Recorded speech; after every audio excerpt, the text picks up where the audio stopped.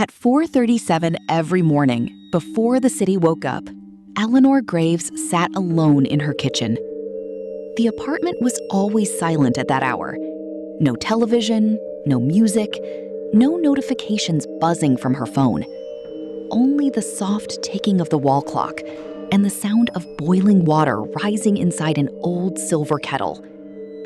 She liked those moments because for exactly 12 minutes every morning, she could stop pretending. The hospital didn't know. Her patients didn't know. Even most of her colleagues didn't know. But Eleanor Graves was dying.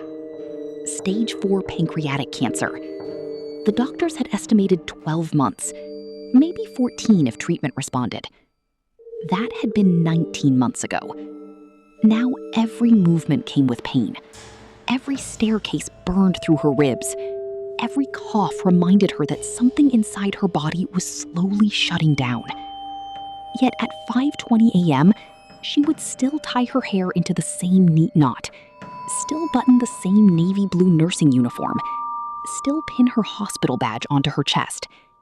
And then she would walk back into St. Matthew's Medical Center. The emergency department at St. Matthew's never slept. By sunrise, ambulances already lined the entrance. Car crashes, overdoses, heart attacks, children struggling to breathe, gunshot victims. Chaos moved through the hallways like weather. But somehow, inside that chaos, Eleanor remained calm. It was almost unnatural. You could hear it in the way she spoke. Slow, steady, certain. When machines screamed alarms, her voice never rose. When family members panicked, her hands never shook. When junior nurses froze, Eleanor moved faster. People trusted her instantly. Not because she was loud, not because she demanded authority, because she carried herself like someone who had already survived the worst thing imaginable. And in truth, she had.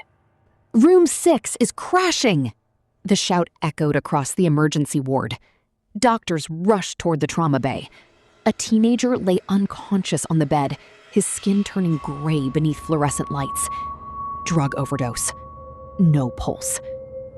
The room exploded into motion. "Start compressions! Push epinephrine! Where's respiratory?" In the middle of the noise stood Eleanor. She glanced once at the monitor, once at the boy. Then she moved. She adjusted the oxygen line, corrected the dosage another nurse almost misread, positioned the doctor's hand by instinct before he even asked. It looked effortless. But halfway through the code, a sharp pain stabbed through her abdomen. She gripped the edge of the counter, just for 1 second. One dangerous second. Nobody noticed, because she smiled immediately afterward. "Again," she said softly, "don't stop." After 11 minutes, the boy's heart restarted. A weak rhythm appeared on the monitor. Someone in the room exhaled loudly. Another nurse nearly cried. But Eleanor simply stepped back, quietly, as if saving a life was... That afternoon, she vomited blood in the staff bathroom. She locked the door before collapsing onto her knees.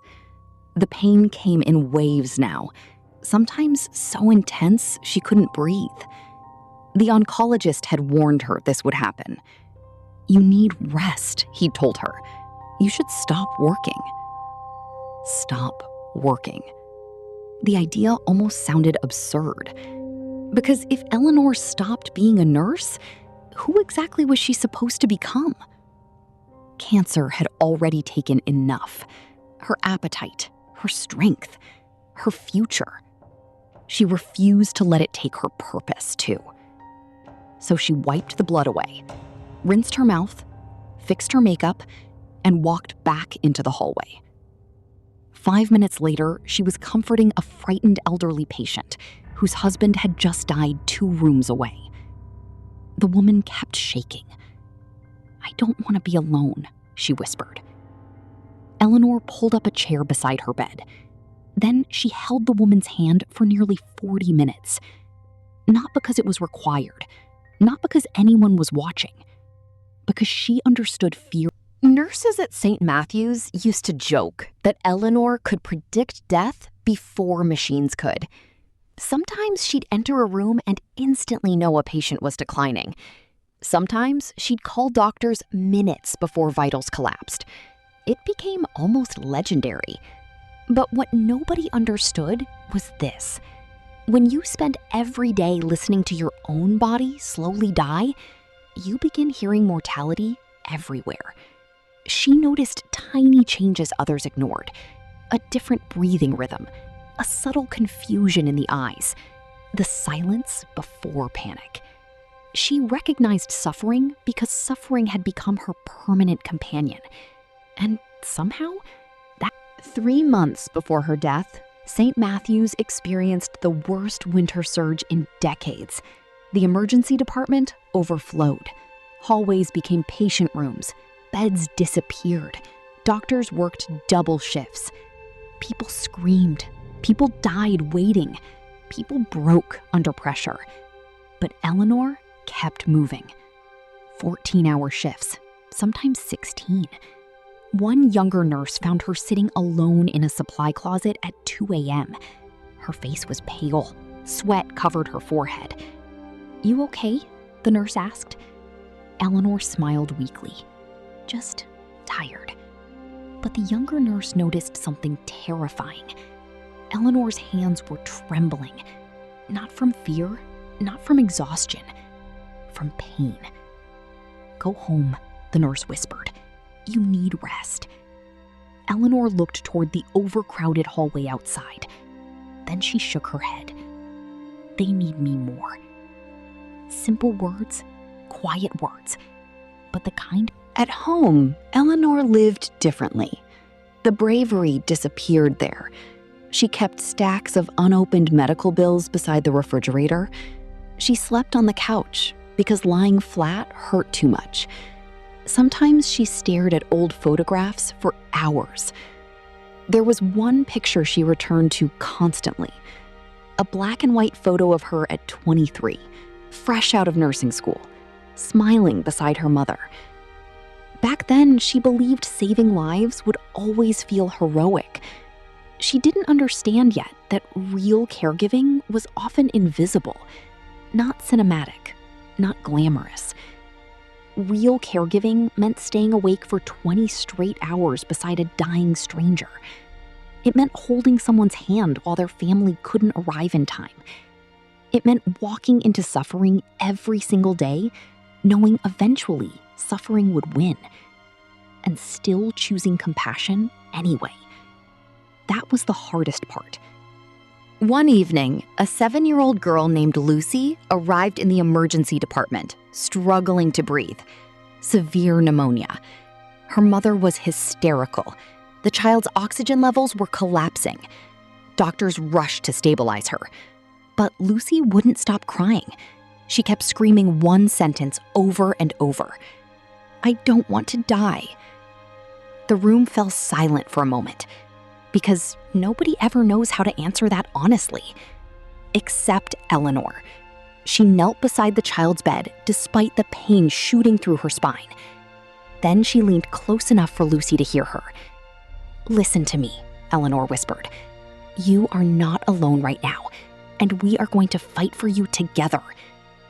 Something in her voice changed the room. The panic softened. The mother stopped crying. Even the doctor seemed calmer. Lucy survived. Weeks later, her family sent a handwritten letter to the hospital. It wasn't addressed to the medical team, not the surgeons, not the specialists, only to Eleanor. "Thank you for making our daughter feel safe when she thought the world was ending." Eleanor read the letter alone in her apartment. Then she cried harder than she had in months, because deep down she knew something terrible.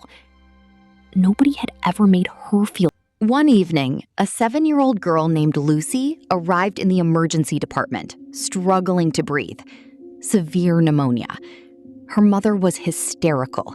The child's oxygen levels were collapsing. Doctors rushed to stabilize her. But Lucy wouldn't stop crying. She kept screaming one sentence over and over. "I don't want to die." The room fell silent for a moment, because nobody ever knows how to answer that honestly. Except Eleanor. She knelt beside the child's bed despite the pain shooting through her spine. Then she leaned close enough for Lucy to hear her. "Listen to me," Eleanor whispered. "You are not alone right now, and we are going to fight for you together." Something in her voice changed the room. The panic softened. The mother stopped crying. Even the doctor seemed calmer. Lucy survived. Weeks later, her family sent a handwritten letter to the hospital. It wasn't addressed to the medical team, not the surgeons, not the specialists, only to Eleanor. "Thank you for making our daughter feel safe when she thought the world was ending." Eleanor read the letter alone in her apartment. Then she cried harder than she had in months, because deep down she knew something terrible. Nobody had ever. By spring, the cancer spread into her liver. She became thinner, her skin lost color, walking grew difficult. Administrators finally confronted her. "You can take medical leave," they said gently. But Eleanor refused. One doctor later admitted he didn't understand her decision until years afterward. She wasn't avoiding death, he said. She was refusing to abandon life before death arrived. There's a difference, a massive difference. Many terminal patients slowly retreat from the world. Eleanor did the opposite. Her secret finally surfaced during a night shift in April. Another nurse accidentally discovered chemotherapy medication inside Eleanor's locker. Within hours, rumors spread across the department. People were stunned. Some cried, some felt guilty. Some became angry she'd hidden it. One resident physician confronted her directly. "Why wouldn't you tell us?" Eleanor sat quietly for several seconds. Then she answered, "Because if people knew I was dying, they'd stop seeing me as capable." Nobody responded, because everyone in that room instantly realized she was right. The world treats dying people differently, more fragile, more temporary, less human somehow. Eleanor hated that. She didn't want. After the truth emerged, something unexpected happened. The hospital changed. Doctors who rarely spoke kindly to nurses began slowing down. Staff members started helping one another more. Arguments decreased. It was as if Eleanor's hidden battle forced everyone to confront something uncomfortable. Life was shorter than they pretended, and suddenly, small cruelties seemed meaningless.